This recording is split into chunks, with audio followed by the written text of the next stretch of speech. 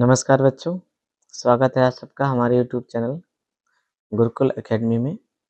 प्यारे बच्चों, आज हम लोग यूपी ट्रिपल पेट 2025 के लिए प्रैक्टिस सेट नंबर 21 लेकर आए हैं और इससे पहले हम लोगों ने 1 से लेकर 20 तक प्रैक्टिस सेटों को हल कर लिया है और मैथ डीआई के इस प्रैक्टिस सेट में 20 क्वेश्चन हैं और 20 ही बहुत ही इम्पोर्टेंट महत्वपूर्ण क्वेश्चन है और ऐसे ही क्वेश्चन आपकी परीक्षा में पूछे जाएँगे।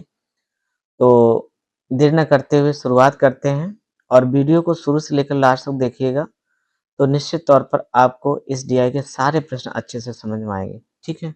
आइए शुरुआत करते हैं बच्चों।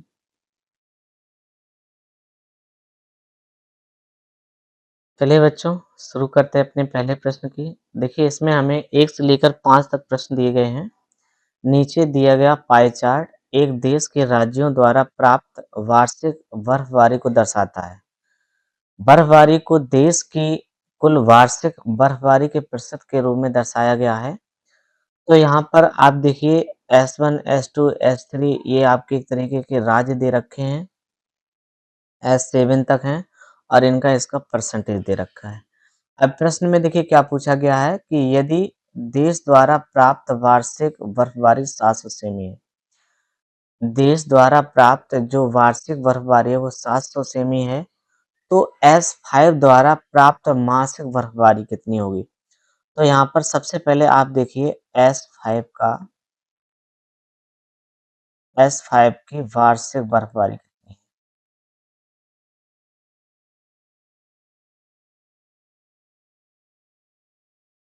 तो वार्षिक बर्फबारी आप बच्चों देखेंगे तो यहाँ पर आपका कितना दे रखा है 700 और S5 का प्रतिशत देखिए S5 का प्रतिशत ये देखिए 12% दिया है।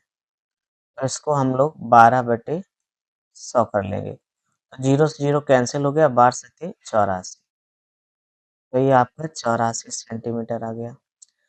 इसके बाद में उसने कहा S5 द्वारा प्राप्त मासिक बर्फबारी। S5 की मासिक बर्फबारी क्या होगी? मासिक बर्फबारी। तो यहाँ पर देखो 84 सेमी है और मासिक मतलब इसमें 12 का भाग लगेगा तो 12 सत्ते 84 यानी कि 7 सेंटीमीटर आ जाएगा। 7 सेंटीमीटर बच्चों आ जाएगा, ये हमारा आंसर हो जाएगा, जो कि विकल्प नंबर आपका बी दे रखा है। बताइए, एकदम क्लियर है सबको? समझ में आ रहा है? हुँ। चलिए ठीक है, अगले प्रश्न पे चलते हैं। अगला प्रश्न है हमारा, यदि देश द्वारा प्राप्त वार्षिक बर्फबारी 700 सेमी है, तो S3 तथा S2 की वार्षिक बर्फबारी में क्या अंतर है? आप देख रहे हैं यहाँ पर देश द्वारा प्राप्त वार्षिक बर्फबारी कितना दे रखा है? 700। तो सबसे पहले हम यहाँ पे S2 और S3 की वार्षिक बर्फबारी में अंतर हमसे पूछ रहा है, तो अंतर क्या होगा? S2 और S3 देखिए S2 कितना परसेंट है? 15% और S3 कितना है आपका? 20% दे रखा है। ठीक है, तो आप सीधा करेंगे यहाँ पे 700 का 20 माइनस 15, यहाँ अंतर निकाल लेंगे 20 माइनस 15 और बटे में कितना कर देंगे 100। तो ये बच्चों 2 जीरो से ये 2 जीरो कैंसिल हो जाएगा। तो 7 गुणे और 20 में से 15 का कितना बचा? 5, 7 पन्ना 35। 35 सेंटीमीटर ये हमारा आंसर आ जाएगा, यानी विकल्प डी। एक बच्चा पूछ रहा है कि 20 में से 15 कैसे घटा दिया? तो यहाँ पर बच्चों देखो ये 20% दे रखा है, S3 का मान, S2 का मान 15% दे रखा है। अब 20 में से 15 घटाओगे तभी तो आपको S2 S3 में अंतर मिलेगा। हाँ, चलिए ठीक है, क्लियर हुआ सबको? बताएं। चलिए अगले प्रश्न पे चलते हैं। अब देखिए अगला प्रश्न है हमारा, यदि देश द्वारा प्राप्त वार्षिक बर्फबारी 700 सेमी है, तो S2, S6 और S7 की औसत बर्फबारी क्या है? आप क्या करेंगे, पहले आप S2, S6 और S7 का एवरेज निकाल लेंगे। एवरेज निकाल लेंगे। तो एवरेज निकालने के लिए S2 का मान कितना है 15% और S6 का मान कितना है 14% और S7 का मान है 25%। अब बटन कर देंगे आपका 3, ठीक है। तो क्या करेंगे इन सबको जोड़ेंगे तो ये आपका हो जाएगा 54% और बटे में 3, 3 से काट देंगे तो ये आपका आ जाएगा 18%। अब देखिए यहाँ पर क्या करेंगे आप 700 का 18/100 निकालेंगे, 0 0 कैंसिल हो जाएगा और 18 सत्ती कितना होता है 126, 126 सेंटीमीटर ये हमारा आंसर हो जाएगा। 126 सेंटीमीटर ये हमारा आंसर हो जाएगा। बताइए यहाँ तक सबको क्लियर है?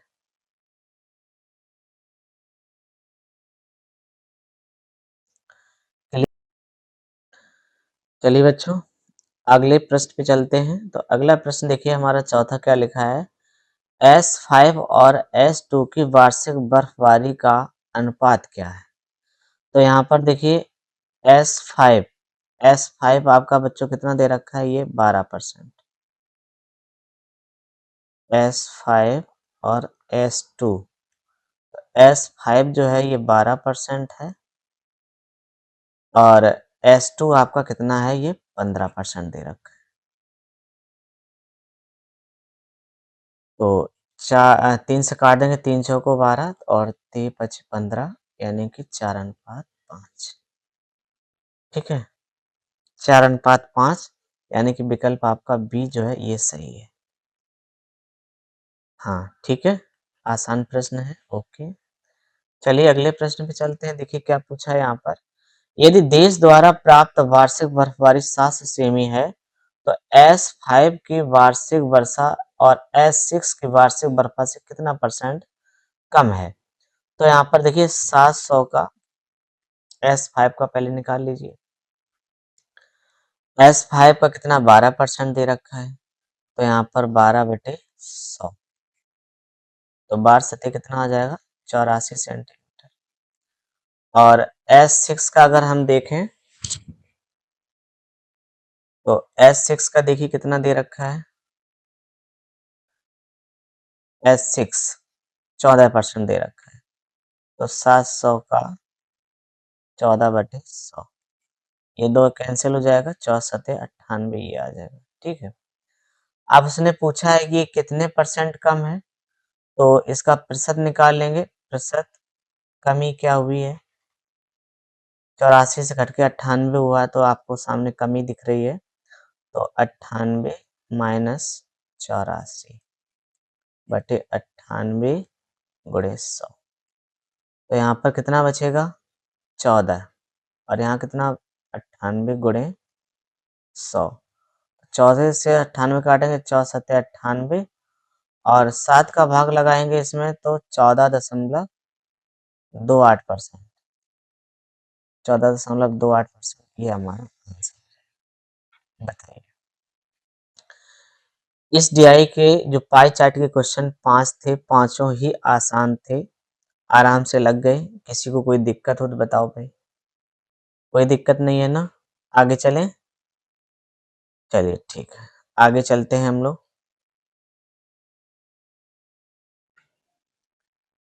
चलिए बच्चों अगला प्रश्न है हमारा 6 से 10 तक यहाँ पर प्रश्नों को हल करना है हमें। नीचे दिए गए चार्ट में 7 क्रमागत y1 y2 y3 y4 y5 y6 और y7 के लिए एक देश के कुल निर्यात यानी 1000 करोड़ को दर्शाया गया है। तो यहाँ पर आपके सामने यहाँ पर देखिए ये चार्ट दे रखा है और हमसे पूछा गया कि वर्ष 22 से 27 तक औसत निर्यात क्या है? तो आया औसत निर्यात निकालने के लिए क्या करना है, सबको जोड़कर और कुल संख्या का हमें भाग लगाना है। तो आइए इसका निकालते हैं। औसत कैसे निकालेंगे, 500 प्लस 750 प्लस 1000 प्लस 1200 और प्लस 1100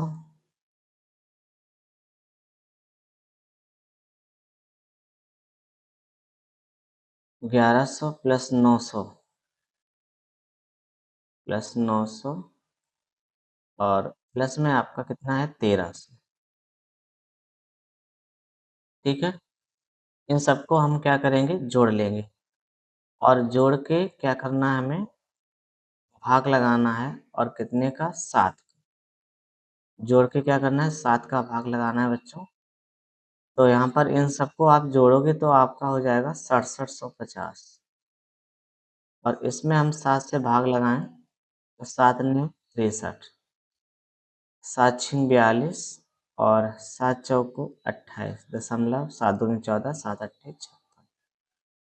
तो ये आपका 964.28 964.28 ये आपका आंसर आ जाएगा।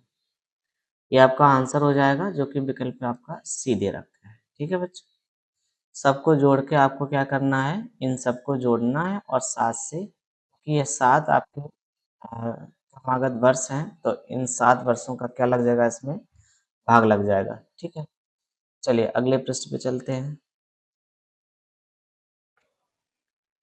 चलिए देखिए अगला प्रश्न क्या है हमारा सबसे कम निर्यात वाले वर्ष और सबसे तथा दूसरे उच्चतम निर्यात वाले वर्ष के निर्यात का अनुपात क्या है। तो सबसे कम निर्यात वाले आपको देखना है और यहाँ पर आपके सामने पूछा गया है कि इनका रेशियो क्या होगा। तो सबसे कम निर्यात बच्चों देखिए यहाँ पर आपका Y1 का है कितना 500 Y1 का है कितना 500 और सबसे ज्यादा निर्यात किसका है ये Y7 का है कितना 1300।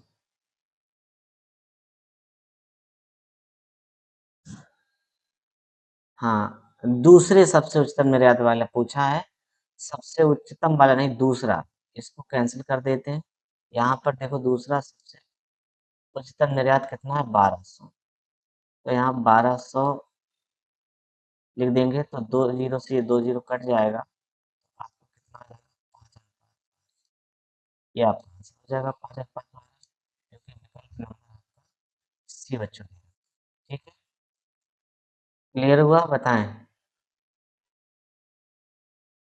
चलिए अगले प्रश्न पे चलते हैं। लिखा है कौन सा वर्ष पिछले वर्ष की तुलना में निर्यात में सबसे अधिक बदलाव दर्शाता है। तो यहाँ पर सबसे पहले हम जैसे Y5 है Y4 है Y2 है Y3 है तो इनका सबका हमें निकालना पड़ेगा तो हमसे निकाल लीजिए। पहले तो हम Y2 का निकाल लें तो Y2 आपका ये लिखा है तो 750 और ये कितना है 500 750 माइनस 500 बटे 500 और गुणे 100। तो यहाँ पर कितना बचेगा आपका 250 बचेगा बटे 500 गुणे 100। तो ये 2 बार कट जाएगा 2 से ये काटेंगे तो ये 50 बार कट जाएगा यानी कि आपका ये 50% निकल आएगा 50%। ठीक है, इसके बाद में 2000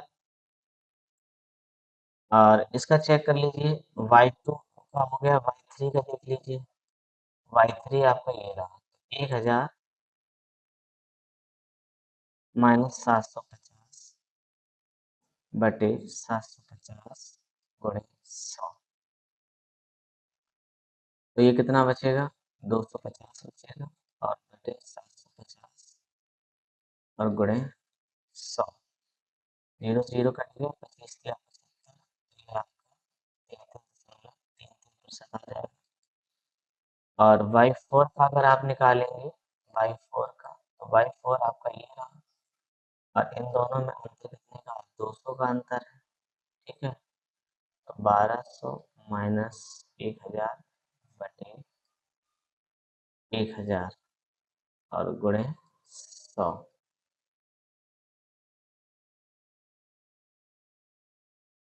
तो यहाँ 2 जीरो से 2 जीरो कैंसिल हो जाएगा तो यहाँ पर बचेगा 10 का भाग करेंगे तो यहाँ पर आ जाएगा 20%। 20% आ जाएगा। इसके बाद में बाई 5 निकाल लीजिए, तो बाई 5 देखिए यहाँ पर कहाँ है, बाई 5 ये 1100 और 1200, यहाँ पर आपकी क्या हुई है, कमी हुई है। तो 1200 माइनस के 1000 बटे 1000, ठीक है। यहाँ 1100 है भाई, 1100।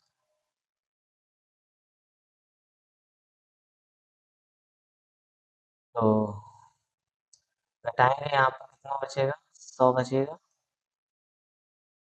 100 बटे 1000 गुणे 100, ये दो जीरो कैंसिल हो जाएगा, यहाँ 10 बचेगा और एक जीरो जीरो कैंसिल हो गया, तो ये आपका कितना आ जाएगा, 10% आ जाएगा, ठीक है।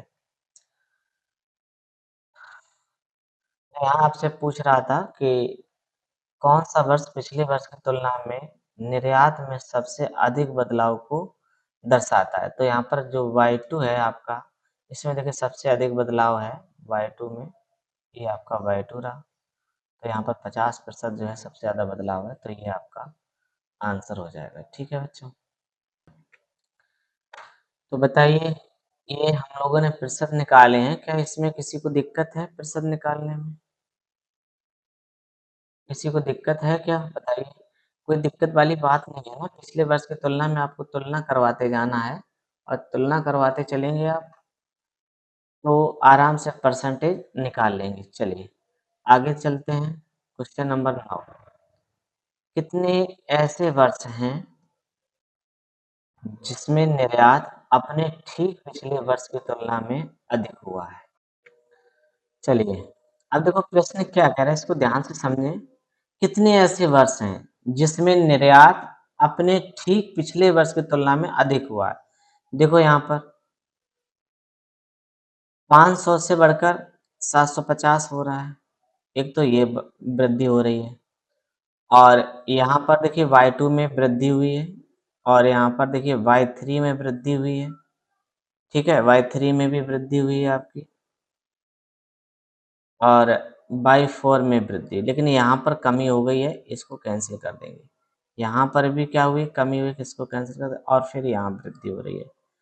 तो यानी कि हम इसको देखें तो आपका 1, 2, 3 और ये 4 ऐसे वर्ष हैं जहाँ पर पिछले वर्ष की तुलना में आगे वृद्धि हुई है, तो यहाँ पर आपका विकल्प बी सही हो जाएगा। विकल्प बी बिल्कुल सही है बच्चों जी, ठीक है। चलिए अगले प्रश्न पे चलते हैं। अगला प्रश्न क्या कह रहा है कि सबसे अधिक निर्यात वाले वर्ष और सबसे कम निर्यात वाले वर्ष का अंतर क्या है? तो सबसे अधिक कितना है, 1300, सबसे कम कितना है, 500। तो बताओ 1300 में से 500 माइनस कर दो, 500 माइनस कर दो, बताओ कितना बचा, 700। 700 बचा बच्चों, ये आपका आंसर हो गया।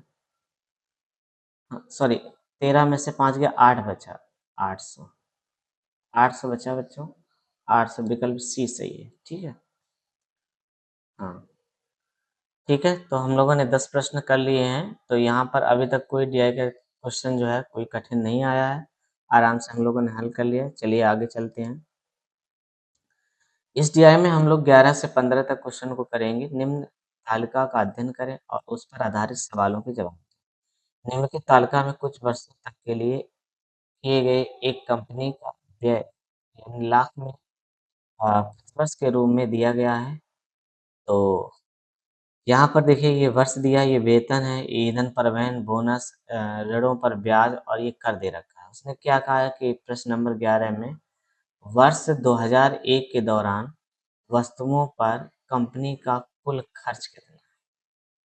वर्ष 2001 के दौरान, 2000 आपका एक ये रहा। वर्ष 2001 के दौरान वस्तुओं पर कंपनी का कुल खर्च कितना है?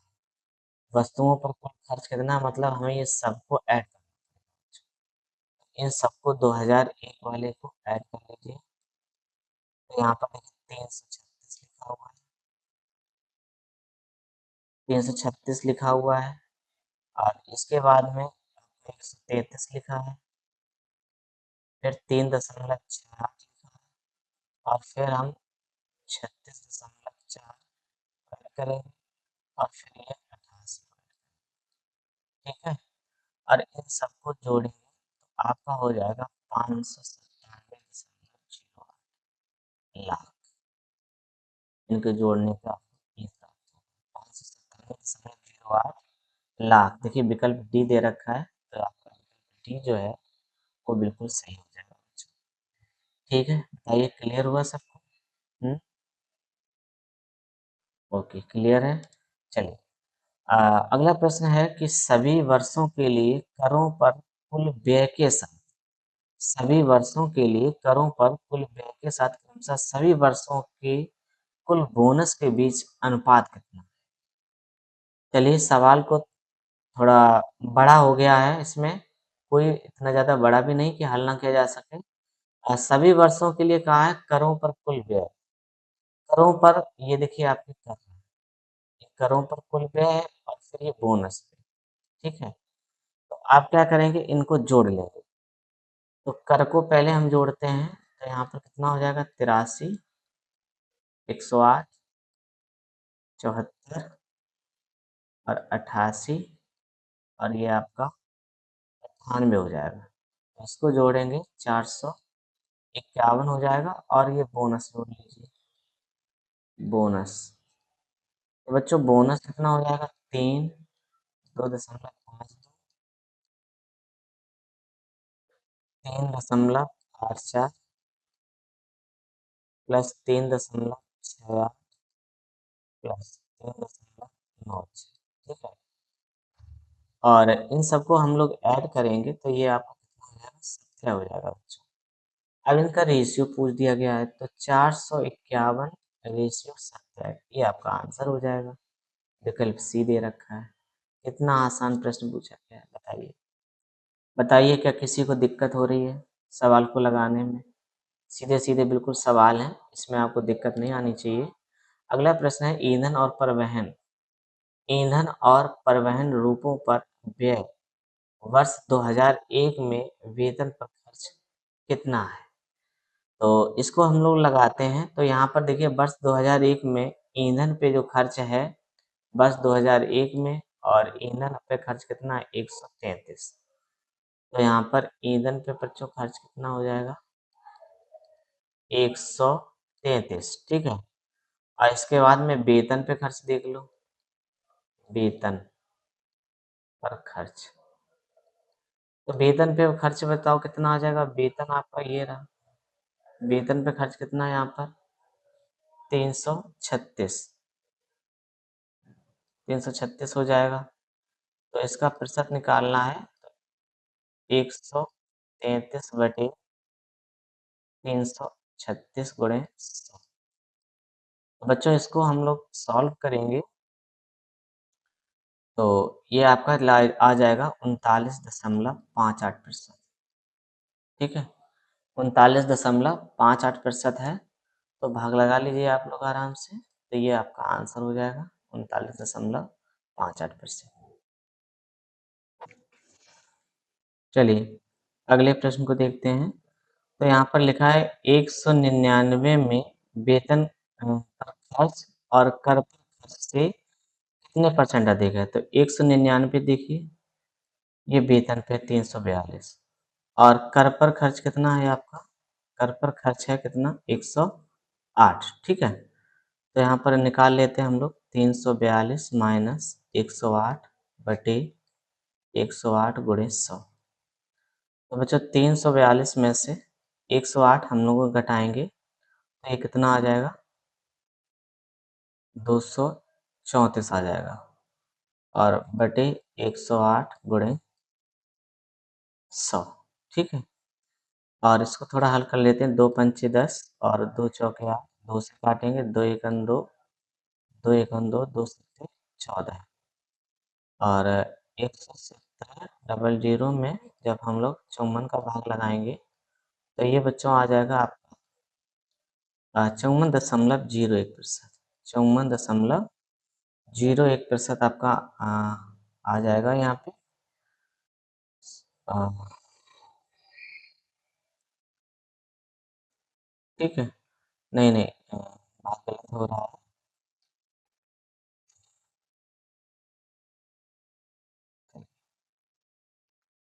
यहाँ पर हम लोग 54 का भाग लगाएँगे और 5 दूनी 10, 2 बार तो आपका सीधा ही सीधा जा रहा है, फिर 1 और फिर ये 6, यानी कि 216.67 ये आ जाएगा आपका। ये बच्चों आपका आंसर हो जाएगा 216.67%, जो कि विकल्प नंबर आपका पहला दे रखा है। ठीक है? क्लियर हुआ? बताइए। हाँ, ठीक है। चलिए अगले प्रश्न पे चलते हैं। अगला प्रश्न बच्चों देखिए आपके सामने लिखा हुआ है। वर्ष 2000 में ईंधन और परिवहन तथा कर का संयुक्त खर्च और वेतन के खर्च का कितना परसेंट? ठीक है। सन 2000 की बात करेंगे और सन 2000 में ईंधन और परिवहन ईंधन और परिवहन पे बताओ कितना है? 101 है। ठीक है? कितना है? 101। और ईंधन परिवहन तथा कर, और कर देख लिए कितना है? 74। तो 101 प्लस 74 यानी कि ये 175 हो जाएगा। ठीक है? 175 हो जाएगा। अब यहाँ पर 175 हो गया और वेतन पे खर्च कितना है? 324। तो देखिए 175 बटे 324 बाई 100 ये पूछ रहा है, और इसको हम लोग हल करेंगे तो आपका आ जाएगा 54.01%। 54.01%, यानी कि विकल्प डी जो है ये आपका सही है। 54.01%। ठीक है बच्चों? तो यहाँ पर हम लोगों ने इसके डीआई के यहाँ पे 5 क्वेश्चन थे, हम लोगों ने पूरे कर लिए हैं। तो उम्मीद है आप सबको अच्छे से समझ में आ रहे होंगे। चलिए आगे चलते हैं हम लोग। क्वेश्चन यहाँ 16 से 20 तक हम लोग हल करेंगे और दिया गया चार्ट यानी वर्ष 2017, 18 और 19 में यहाँ पर C1, C2, C4 आपके कंपनियों के नाम दे रखे हैं। तो हमारा पहला प्रश्न बच्चों देखिए आपके सामने क्या है कि कंपनी C1 द्वारा निर्मित कुल मोबाइलों की संख्या, कंपनी C1 द्वारा निर्मित कुल मोबाइलों की संख्या का और कंपनी C4 द्वारा निर्मित कुल मोबाइलों की संख्या का अनुपात कितना है? तो C1 में कुल मोबाइल जोड़ लीजिए। C1 आपका ये रहा, यानी कि 59, 65 और 68। 59, 65 और 68। ठीक है? और ये संख्या जो है बच्चों हजार में है, तो हजार का हम क्या करा देंगे? गुणा करा देंगे, तो आपका ये 192 डबल जीरो ट्रिपल जीरो आ जाएगा। ठीक है? इसके बाद में कंपनी C1 ये हो गई है। कंपनी C4 देख लीजिए। कंपनी C4 का मान निकालते हैं हम लोग। तो C4 आपका ये रहा, यहाँ 59, 62 और ये 65। इसको ऐड करना है और 1000 से क्या करना है? गुणा करना है। तो ये आपका कितना हो जाएगा? 186 ट्रिपल जीरो। ठीक है? और इनका रेशियो निकालना है, तो ये 3 जीरो से ये 3 जीरो तो बच्चों कैंसिल ही कर दो। यहाँ पर 192 और रेशियो 186 आ जाएगा। 186। ठीक है? 3 से काट देंगे, तिछंग 18, तिछंग 18 और 3 चौके 12। यहाँ से काटो, तिछंग 18, 3 दूनी 6 और ये 2 से काट देंगे तो 32 बार, 2 से काट देंगे 31 बार। तो रेशियो क्या बना? 32 रेशियो 31। 32 रेशियो 31 बना। ये आपका आंसर हो जाएगा, जो कि विकल्प नंबर आपका डी दे रखा है, 32 रेशियो 31। ठीक है? बताइए क्लियर हुआ यहाँ तक बच्चों? चलिए 17 नंबर क्वेश्चन को करते हैं। तो यहाँ लिखा है सभी वर्षों में कंपनी C1 द्वारा मोबाइल का कुल निर्माण। तो कंपनी C1 द्वारा अभी हम लोगों ने निकाला था C1 का कितना है आपका? सभी वर्षों में किस कंपनी द्वारा सर्वाधिक संख्या में मोबाइलों का निर्माण किया गया? ये हमसे पूछ रहा है। तो हमें सभी वर्षों में किस कंपनी द्वारा सर्वाधिक कंपनी का निर्माण किया गया है, ये देखना है। तो विकल्प C1 में अभी तो हम लोगों ने निकाला ही था, तो C1 का हम निकाल चुके हैं, तो एक काम करते हैं इसमें, इसका डायरेक्ट लिख लेते हैं। अभी पीछे निकाला था 192 ट्रिपल, ठीक है। और कंपनी C4 का भी हम मान निकाल चुके थे, अभी कितना आया था 186 ट्रिपल जीरो। अब हम निकाल लें C3 का, तो C3 का निकालोगे तो यहाँ पर C3 का देखिए कितना दे रखा है आपका 68 71 74, 68 71 और 74, ठीक है। तो ये कितना हो जाएगा आपका 213, और इसमें एक हजार को गुणा करा दें तो 3 जीरो बढ़ जाएंगे आपकी। इसके बाद C2 देख लीजिए, C2, तो C2 आपका कितना है 62 67 और 72, 62 67 और 72, तो ये आपका कितना हो जाएगा टोटल 201, 201, और ये ट्रिपल जीरो बढ़ जाएंगे क्योंकि हजार में संख्या है। अब इसमें सर्वाधिक मोबाइलों का निर्माण देखिए किसने किया है। सर्वाधिक मोबाइलों का निर्माण देखिए कंपनी सीवन ने किया है। किसने किया है? कंपनी सीवन ने किया है। किस हाँ, सीवन ने किया, देखिए भाई, कंपनी सीवन ने नहीं किया है। ये तो 192 है, सबसे ज्यादा 213 तो आपका C3 का दे रखा है। ये 201 और 186 है, तो सबसे ज्यादा किसका है? C3 का है। विकल्प बी सही है आप, ठीक है। हाँ, बिल्कुल सही है, आप लोगों के भी आंसर बिल्कुल सही आए हैं। चलिए, अब हम लोग अगले प्रश्न पे चलते हैं। देखिए 18 क्वेश्चन नंबर क्या है कि 2017 से और 2018 के दौरान किस कंपनी के उत्पादन में सबसे अधिक वृद्धि दर्ज की गई? 2017 से और 2018 के दौरान, तो यहाँ पर देखिए, ये आपकी जो ब्लू वाली लाइन है ये 2017 की है, और ये रेड वाली लाइन 2018 की है। तो यहाँ पर 65 लिखा है, और यहाँ पर अंतर कितने का है? 6 का, ठीक है। यहाँ पर अंतर बच्चे कितने का है? 6 का अंतर है आपके सामने, ये 6 का अंतर। और C2 में देख लीजिए, यहाँ पर अंतर सिर्फ 5 का है। और C3 में देख लीजिए तो यहाँ पर अंतर 3 का है। और C4 में देखेंगे तो अंतर ये 3 का है। तो सबसे ज़्यादा अंतर कहाँ है? C1 में। सबसे ज़्यादा अंतर कहाँ है बच्चों? C1 में है, तो यही आपका आंसर हो जाएगा, C1। चलिए, क्लियर हुआ यहाँ तक? हाँ, चलिए अगले प्रश्न पे चलते हैं। तो बच्चों अगला प्रश्न क्या है हमारा? सभी वर्षों में किस कंपनी द्वारा सबसे कम संख्या में मोबाइलों का निर्माण किया गया है? ये पूछा गया है। तो सबसे पहले अगर हम इसमें देखें कंपनी C1 में, तो इसको तो अभी हमने निकाले था 192 ट्रिपल जीरो, और C4 का था 186 ट्रिपल जीरो, और यहीं पर हमने C3 का भी अभी निकाला था, C2 का। C2 का बच्चों कितना आया था? C2 का 201 और 213, 201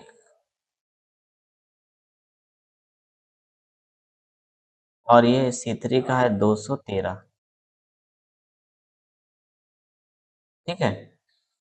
अब आपको ये बताना है कि सभी वर्षों में किस कंपनी द्वारा सबसे कम संख्या में मोबाइलों का निर्माण किया गया है। तो सबसे कम देखिए कहाँ पर है आपका? ये C4 का है। सबसे कम आपका C4 का है 186,000, एक और जीरो लगा दें, ये आपका आंसर हो जाएगा। ओके, और इसके बाद में लास्ट क्वेश्चन है आज का, कंपनी C2 द्वारा निर्मित कुल मोबाइलों की संख्या का। तो यहाँ पर C2 का कुल मोबाइल संख्या अभी निकाला था, कितना आया था? 201। C2 का कितना आया था? 201 और ट्रिपल जीरो, ठीक है। और C3 का भी अभी हमने निकाला था, तो C3 का कितना आया था? 213 ट्रिपल जीरो। तो ये C2 है और ये C3 है। इनका रेशियो पूछा गया है। ये 3 0 कैंसिल हो गया। 201 रेशियो 213।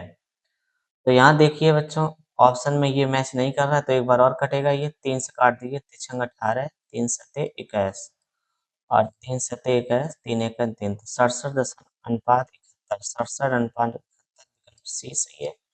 तो ये आपका आंसर, ठीक है।